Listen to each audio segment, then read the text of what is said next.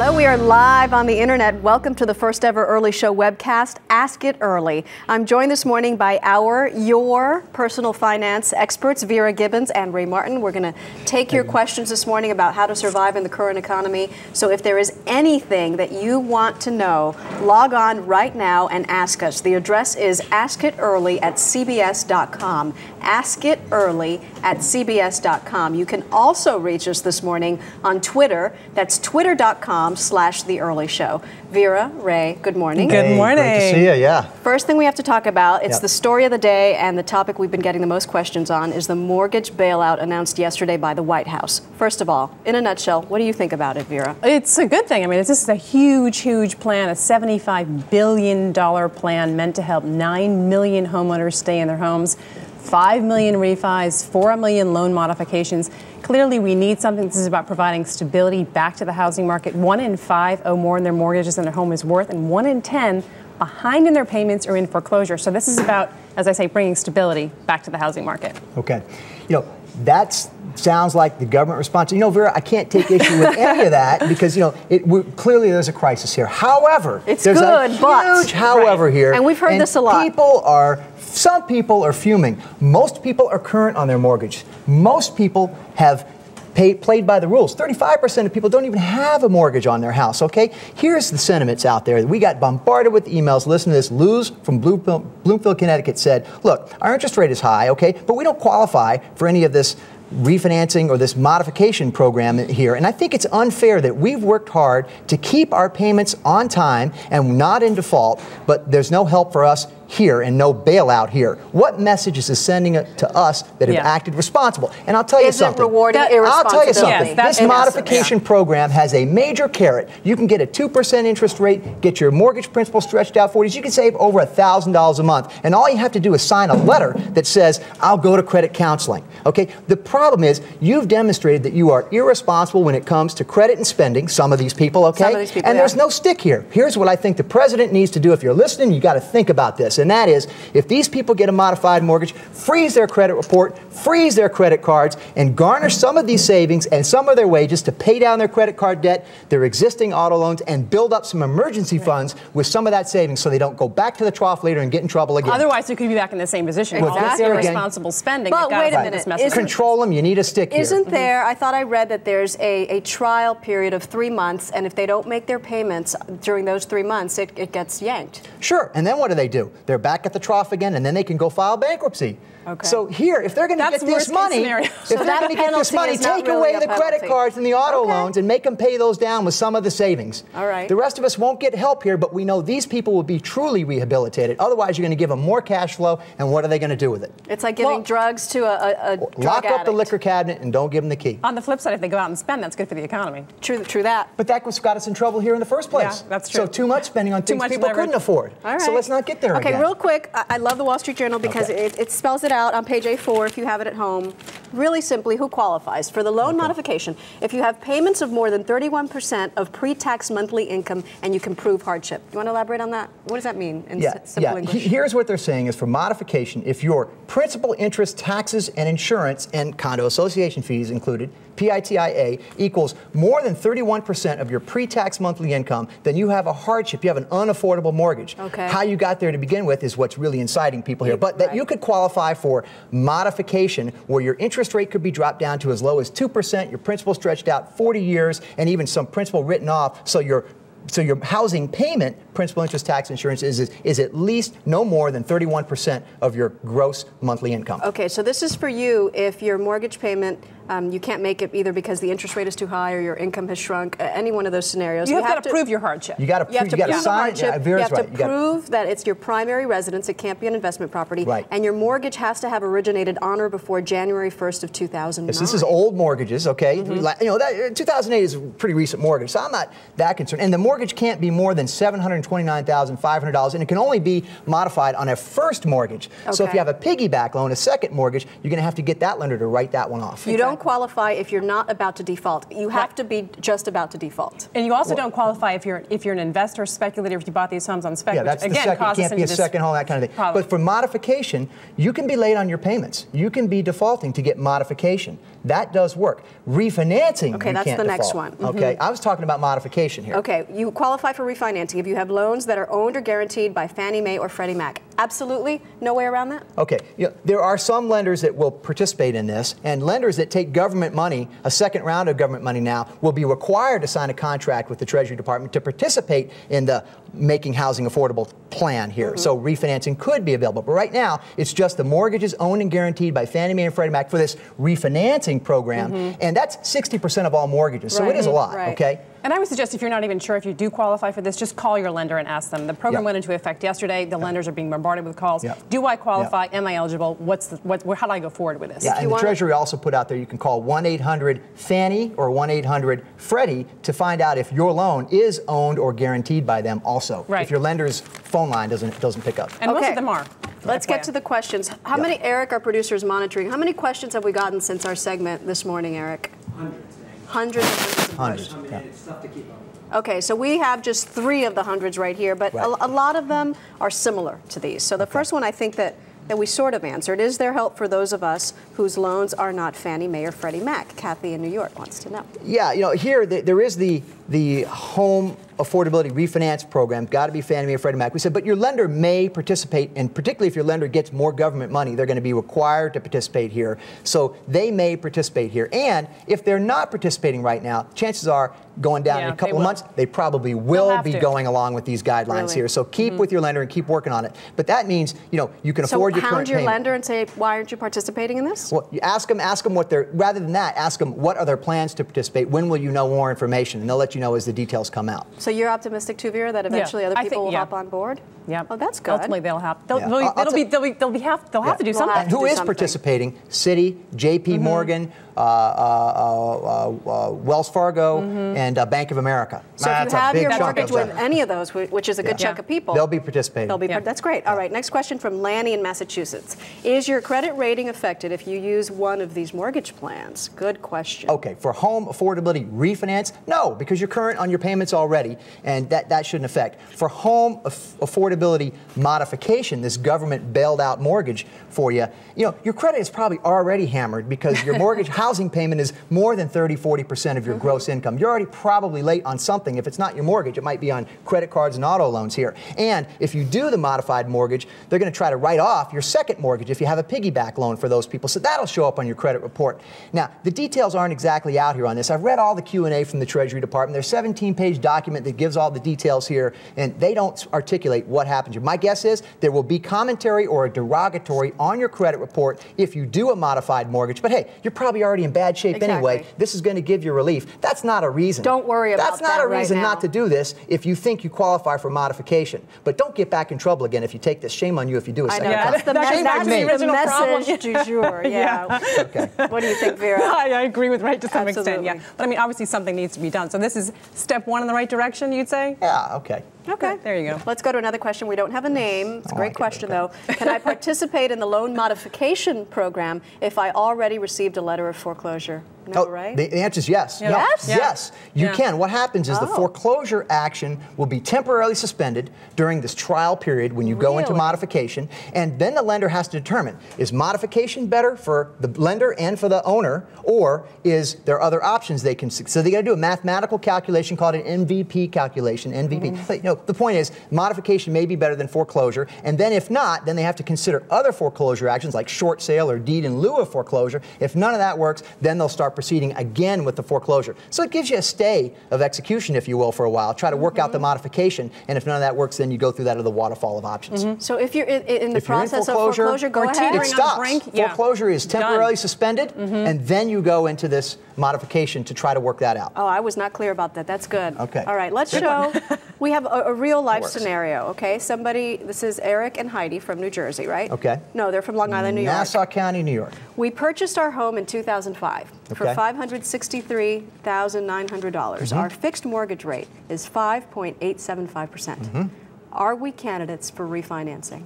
Okay, want to go to the whiteboard? And go for it. Let's do a little. I know you spelled that mortgage refinance 101 here, and see what this looks like. Heidi and Eric. He loves the whiteboards. So Heidi and Eric, welcome to Ray's Big Board here. Okay, so you're telling us now your home value is about $468,000 based on your tax assessor's value. Go to Zillow.com instead, because tax assessment value and what it's actually worth are different. You can even you go repeat that website? Zillow.com. Spell it. Zillow, like willow tree, but with a Z. Or like pillow with a Z. Okay. That's how I call it. And what do you do there? Okay, you can actually put your address in, and it'll show your home's value, even a satellite picture on your home, and other homes and values, and comparable sales, and all that other stuff. Yeah, okay? another good one is Trulia.com. What is Trulia.com is another good one that I like. Trulia.com. There's plenty of them out there. Trulia.com and Zillow.com. Really get the real handle on what your home's value really is, okay? Because we don't know here, okay? But we're using the number you gave us for right now. You can even ask a broker to give you a BPO, or broker's price opinion, okay? Now, your current mortgage, you owe $429,000, okay? Now, what's your loan to value ratio? You need to know this, okay? That's $429,000, what you owe, divided by what your home you think is worth, the $468. $429 divided by $468 is 92%. So your mortgage is 92% of the value of your home. Most people can't refinance typically unless their loan is 80% or less of their home's value, okay? Your interest rate on this $429,000 loan is 5.875%. That's a pretty good fixed rate, by the way, okay? Yeah. I like that. Now, here's the factors to consider. First, what really is your home's value? We talked about that. I hope it's $468 and not much more over that, okay? If it's 105, if your loan is 105% of your, if your home's value is $410, you may still qualify to refinance under the home affordability refinance program, because now your LTV, or loan to value, can be up to 105%, okay? So we're just explaining that. What's your credit score really here? You said it's good. What is it? What your credit score needs to be here to get the best rates out there is over 740, okay? If your credit score is between 720 and 740, okay, you're still going to pay an extra hit on interest rates, okay? So 720 to 740 is really rock bottom to get the best rates. Even then, you can pay a quarter point extra. You want to try to refinance with your current lender. So call your current lender here, okay? We're giving you the refinance game and the playbook here. Here's how I work it. Call your lender and say, what can we do here? Because that's the best streamlined way to get this done. They're going to say, well, maybe you pay points, and what are your closing costs? Look, if you're going to refinance, even under the home affordability refinance program, you got to pay closing costs. It could be $2,500 to $3,000. The government doesn't pay for that. Let me ask you something. That home affordability refinance program, is that different from what was announced yesterday? That is what was announced yesterday. That's what it's called. That's part of the program here. And it'll help you if your loan to value, your loan is up to 105% of your home. It used to be you could only refinance if that number was 80%. 80%. Yeah, so now that's the help, because my home's underwater, but I can afford my mortgage, but I'm paying 7%. I'd like to get 5%. What do you do? Okay. This is what you do. Remember, these people are paying a nice low rate still, but I'm going through the motions here with it. Points and closing costs. You're going to pay them. Make sure you recover those in 2 to 4 years or less, or the time frame you're going to own the house. Make sure the savings from refinance repays points and closing costs within 2 to 4 years or less, or don't pay them. Otherwise, it kind of doesn't make sense. It's too expensive a transaction. Current mortgage rates right now, just by the way, current mortgage rates for this mortgage, I called a mortgage broker yesterday who runs 11 different mortgage brokerage options, companies, okay? Tom Wiseman. He really knows his stuff here. This guy gave me a quote for this mortgage situation right now, somewhere between 5 1/8 to 5.375, 5.1 to 5.3. It probably doesn't make sense yet to refinance for this situation, because the current mortgage rate right now is about, for them on this mortgage, is probably about 5.3%. They're not going to save enough. I need to see that rate go down to about 4.875, 1 full point. And you know what? That may happen because the federal government is going to be putting $200 billion into Fannie Mae and Freddie Mac to buy more mortgage securities, which means more money, more supply. It might bring mortgage rates down. That's the third part of this mortgage bailout program. Okay, so if somebody is in a situation like this, they don't have you to talk to, Vera, what is their first step? Who should they call? They should call their lender and try to run the numbers by them and see if they can actually help them out. I mean, in the past, you couldn't refinance if you owed more on the home than the home was actually worth. Now, with this new plan, the tide has turned. We're going to see more refinancings because of what is actually going on out there. So what do you have ready when you call your lender? You've got all your paperwork ready to go. You've got your documentation. You go in there, or you call them. Maybe set up a time to meet with them as well? That seems to make more sense, right? Absolutely. Because they can't blow you off if you're there in person. On the phone, they could kind of rush you through it. And they want documented last year's tax returns, a lot of recent paperwork. pay stubs, bank account statements, what the value of your home is, what the balance on your mortgage is. If you have a second loan, they're going to see that, all that documentation, bring it together. Sit down with a mortgage broker, or I say sit down with your current lender and walk through it. They'll at least tell you what they can and can't do right now. And if you're armed with all this knowledge, then you'll learn. You're good to go. All right. So Okay. what is the government website that they set up?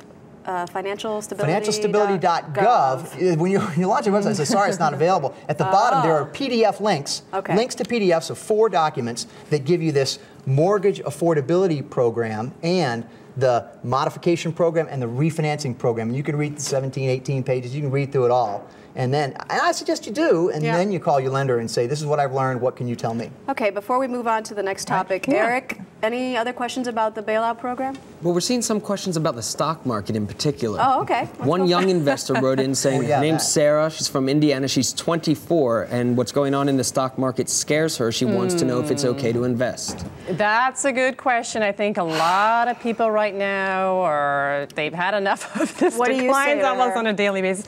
Well, if you're looking at it as the big picture here, we're over 50% off of the highs. People are very discouraged. They're sitting on the sidelines, sitting on a pile of cash. They're reluctant to put any new money into the stock market. However, there are some good values out there if you can actually stomach it.